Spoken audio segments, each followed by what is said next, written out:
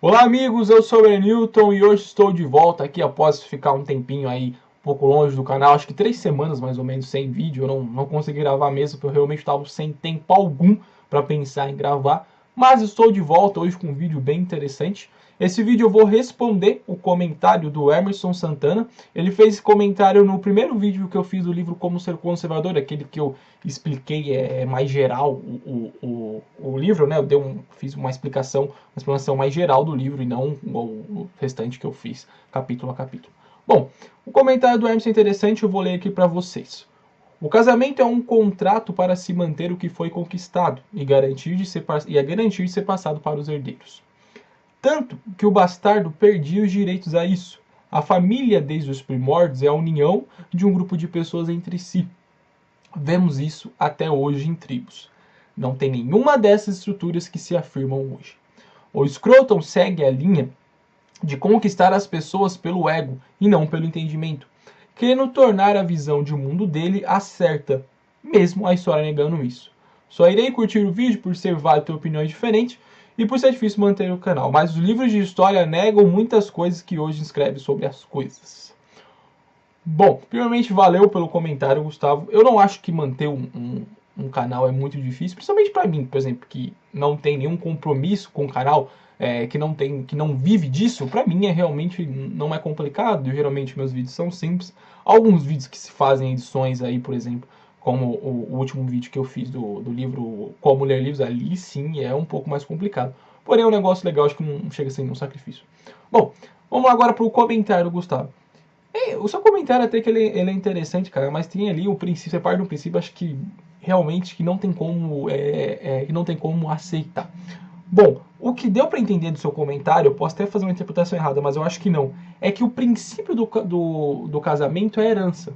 Ou seja, as pessoas elas só se casam para garantir a herança. Mas aí que tá, a herança vai para quem? Entende, amigo? A herança vai para quem? Vai para os filhos, vai para os frutos desse casamento. Ninguém se casa pensando na herança do marido da esposa. Por exemplo, vou casar com aquela loira ali porque ela é, sabe, uma loira rica, uma coroa da hora rica, que ela vai me trazer mais dinheiro. Não, ninguém se casa pensando nisso. Onde que tá aquela parte até que a morte nos separe? O casamento ele pode ter interesse financeiro? Pô, sem sombra de dúvida, pô. Mas aí que tá, a herança ela nunca cai pro marido ou pra esposa. Porque geralmente o marido morre numa data, a esposa daqui, sei lá, daqui 1 ano, 2 anos, já vai lá e morre. Então a pessoa vai viver com a pessoa a vida inteira para desfrutar de 1 ou 2 anos de riqueza? Não tem sentido. Entende? Você dá a entender que o princípio do casamento é só o princípio econômico, né? E você citar o filho bastardo é um tanto quanto confuso, porque eu acho que você falar do filho bastardo só favorece a ideia de que o casamento é feito para a criação de uma família. Porque o filho bastardo, ele era um filho fora do casamento, certo? Era geralmente um homem, podia ser de mulher, mas é muito difícil, geralmente era um homem, que tinha uma relação fora do casamento, e por isso esse filho não era considerado da família, porque ele era fora do casamento. Ou seja, tudo que pertence à família está dentro do casamento, evidenciando aí o outro princípio do casamento, o princípio do casamento da família. Entende? Você falar do filho bastardo acaba te atrapalhando mais ainda na argumentação.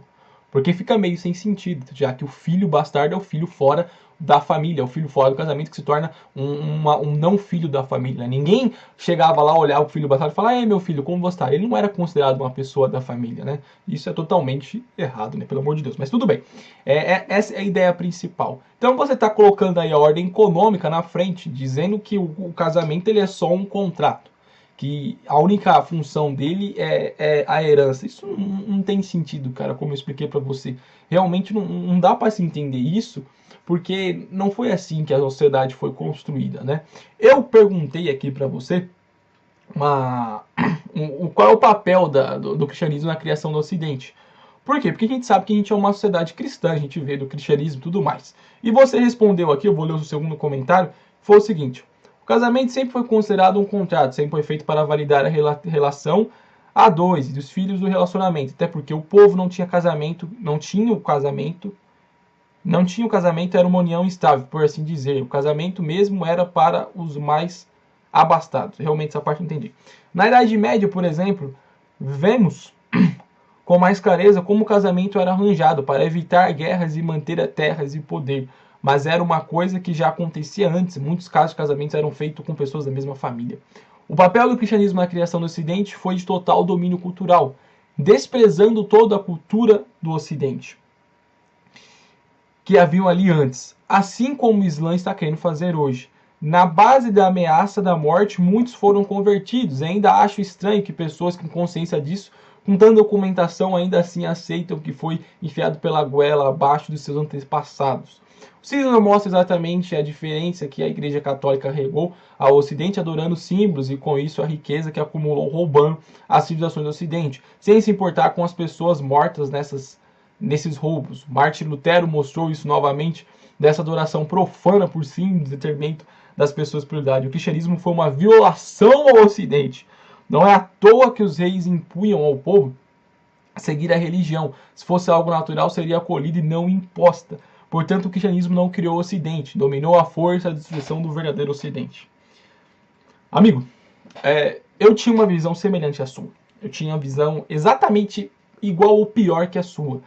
Porque eu fui educado no ensino médio, numa universidade, numa escola pública, né? E a gente sabe muito bem como que é. Porém, já que você falou de livro de história, eu vou indicar um livro de história para você, para tentar mudar um pouco a sua visão. Antes de falar do livro de história, vou responder primeiro aqui a questão que você falou dos casamentos arranjados. É interessante esse ponto que você tocou no casamento arranjado.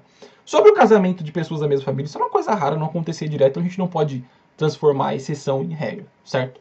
Vamos ao casamento de arranjados. O casamento arranjado, quando tinha o intuito de promover a paz, olha que você vê, além de promover a paz, o que promovia a paz, no caso? A geração dos frutos do casamento, que era a família. Porque a partir do momento que você tem uma família do reino, uma exposição, tem a família do reino da França, uma família do reino da Inglaterra, tem o casamento entre o príncipe e a princesa, o que vai gerar paz é o fruto do casamento. De uma maneira ou de outra, cara, sempre o casamento ele vai ser relacionado à criação de filho, vai ser relacionado à família. Como o Scruton fala, o matrimônio, que quer dizer maternidade. Amigo, você pode ver, você pode prestar atenção que toda vez que tiver um casamento, a base dele sempre vai ser na geração de membros. Por isso que o casamento homossexual não dá certo, porque é igual disse o Levi Fidelix, os homossexuais não se reproduzem. Essa é a intenção. Toda vez que tem um casamento, como eu já falei na questão do bastardo, estou falando agora na questão do casamento arranjado, é sempre com o propósito de gerar filho. Pode ter outros propósitos? Eu concordo. Essa questão do casamento arranjado é um deles. Pode ter um propósito financeiro, pode ter vários tipos de propósito. Mas o principal, a base, continua sendo a geração de filhos. Não é porque você tem um interesse na paz que a geração de filhos vai ser deixada para trás, que esse um novo interesse. É o que o Roger Scruton fala. O problema principalmente dos liberais, é querer reduzir tudo a questões de mercado. Tudo a questões econômicas. E nem tudo da nossa vida, a economia, o casamento, é um bom exemplo disso. Bom, falando agora um pouco mais da Igreja Católica. Você falou que foi uma história de dominação. Cara, eu vou dizer para você que é impossível a história da Igreja Católica ter sido uma história de dominação. Por quê? Vamos fazer aqui pensar um pouco agora, olhando mais para o lado histórico. Bom, Jesus Cristo morreu e depois ressuscitou, teve toda a história que você deve saber. Tudo bem. A partir daí começam a ser criados, começam a ser convertidos os primeiros cristãos, que eram judeus. Bom, esses primeiros cristãos, eles foram perseguidos e mortos pelo Império Romano. Porque Roma via ali, sei lá, um ideal revolucionário, queria derrubar o Império, então Roma começou a perseguir os cristãos. Então, do começo do cristianismo até acho que mais ou menos o ano 300 ou 400, agora eu não lembro, os cristãos foram perseguidos, até que o imperador Constantino foi convertido ao cristianismo. A partir daí, acho que eu vou andar um pouco antes, agora não lembro, a partir daí então, a gente tem cessou a perseguição aos cristãos, acabou a perseguição aos cristãos. Pouco tempo depois a gente teve então o cristianismo se tornando a religião oficial de Roma. Começando pelo Império Romano, o cristianismo virou a religião oficial do Império Romano por imposição? Bom, eu acredito que não. Afinal de contas, como que o cristianismo impôs alguma coisa aos romanos? Se não quiseram morto por ir lá no Coliseu, jogava eles no leão, pros leão, lá. Imagina lá, o cristão tá lá sendo morto por um leão, ele vai lá e fala, não, a gente vai impor, vocês vão fazer uma rebelião, e não foi assim que aconteceu, né? Então, primeira coisa, o Império Romano se tornou cristão por livre e espontânea vontade. E eu tenho fé nisso que foi por milagre, porque só um milagre para explicar isso. Eu não consigo entender como pode um povo crescer, dominar um império, falando de maneira cultural, de maneira religiosa, sem uma intervenção divina. Tudo bem, mas deixamos um pouco aqui o lado da fé e vamos se ater à história. Certo? Depois da conversão, pouco tempo o Império Romano ficou sendo cristão, porque logo o Império Romano caiu nas mãos dos bárbaros. Os bárbaros derrubaram o Império Romano. Então você imagina, os bárbaros vão lá e derrubam o Império Romano, saqueiam, matam as pessoas, estrupam as mulheres. E aí o cristianismo ele se tornou então o detentor de toda a estrutura romana, de todas as leis romanas, de toda a moral, toda a religião que era o cristianismo. A igreja, então, quer dizer, né, se torna a detentora desses aspectos. E aí então começa a conversão dos bárbaros.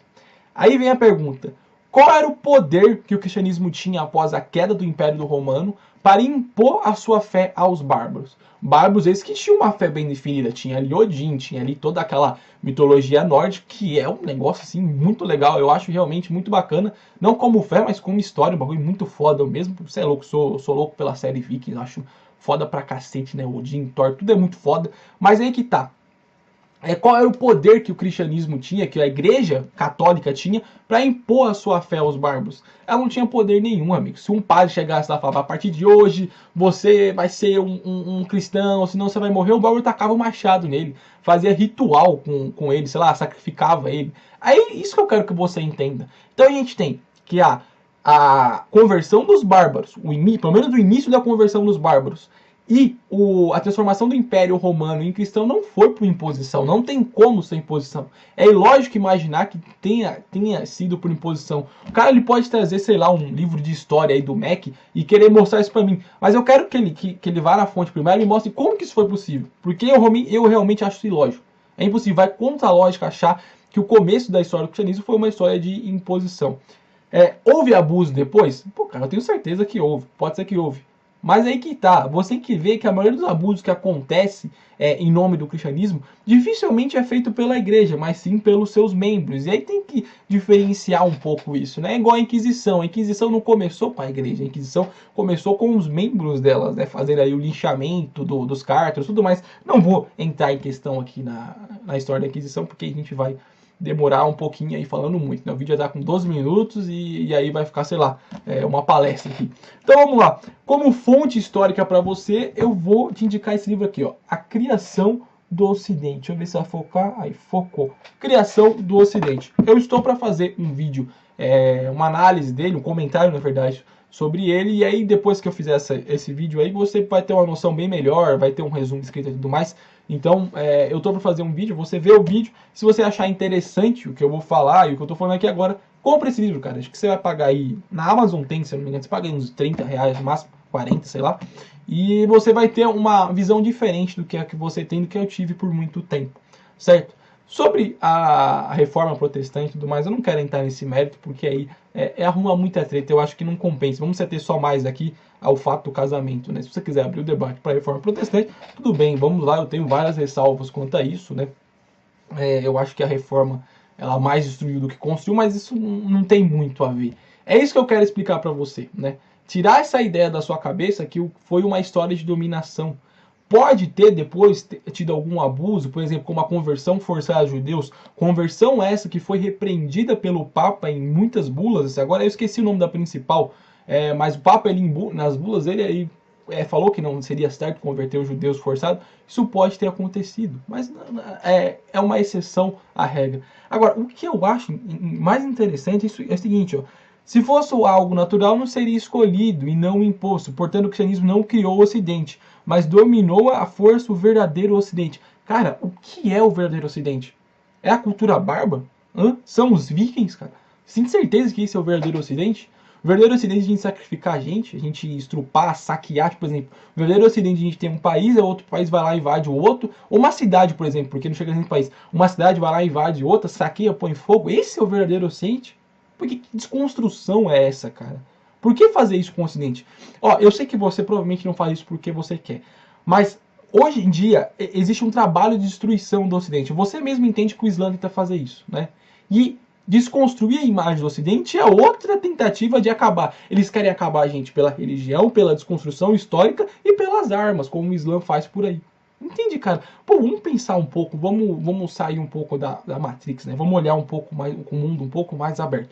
Eu não tô dizendo que você é uma mente fechada, mas é o seguinte, você tem que consultar outros materiais, por exemplo, como esse livro que eu postei para você. Eu não sei qual que é as suas fontes, se você quiser citar depois a gente pode tentar ver se eu consigo ler elas, ver de onde que você tirou essas informações. De repente, se você tirou de um senso comum, o que acontece muito, né? A gente tem o senso comum nem sempre é algo ruim, mas tudo que é relacionado à história, no nosso ensino médio, essa escola nossa defasada, tudo bem, né? Aí a gente tem que fazer a ressalva. Então, eu acho que basicamente é isso, né? Voltando a falar um pouco do casamento, só para encerrar, que é o tema principal do vídeo, é o seguinte: o cristianismo ele moldou a sociedade, né? Por mais que você pode achar que não foi foi imposição, mas impondo ou não ele moldou. E o casamento cristão você sabe muito bem como que é, né? Então não tem como a gente falar que na história sempre foi o casamento sempre foi o contrário, sendo que a gente teve a Idade Média, onde que o princípio de união da Idade Média e o princípio de união do Ocidente era o cristianismo. O cristianismo foi o princípio de união que agregou os bárbaros, os gentios, agregou tudo mais. Vou falar bastante aqui nesse livro aqui, A Criação do Ocidente, depois, futuramente, se você quiser ler aí o livro, quiser acompanhar os vídeos, faça isso. E também, se quiser você comentar alguma coisa a mais aí nesse vídeo de agora ou em outro vídeo, fique à vontade para questionar isso. Então, até mais, um abraço a todos.